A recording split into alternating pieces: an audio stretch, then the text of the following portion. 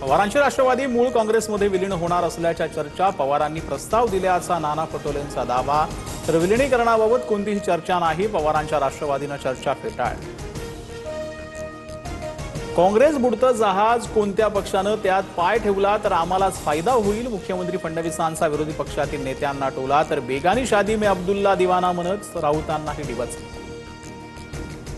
अर्थ खात्यासंदर्भातील मुख्यमंत्री फडणवीसांच्या वक्तव्यानं सस्पेन्स। आज तरी अर्थ खातं माझ्याकडेच, फडणवीसांचं वक्तव्य। तर अर्थ खात्यासंदर्भातील प्रश्नावर सुनेत्रा पवारांचं नो कमेंट्स।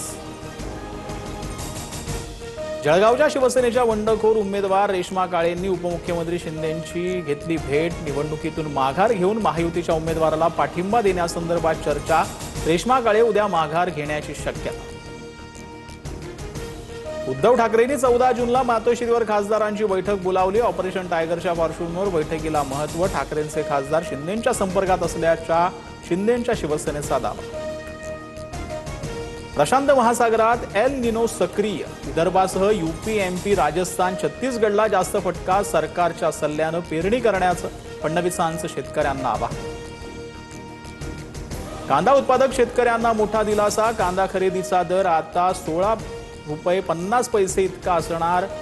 उद्यापासून नवे दर लागू होणार। कॉमेडियन प्रणीत मोरेच्या शोमध्ये वक्तव्य करणं डॉक्टर सेजल पवारला भोवणार। केम रुग्णालयाचा प्राथमिक अहवाल समोर। आक्षेपार्ह आणि असंवेदनशील वक्तव्य केल्याचा ठपका। शिस्तभंगाच्या कारवाईबाबत लवकरच निर्णय।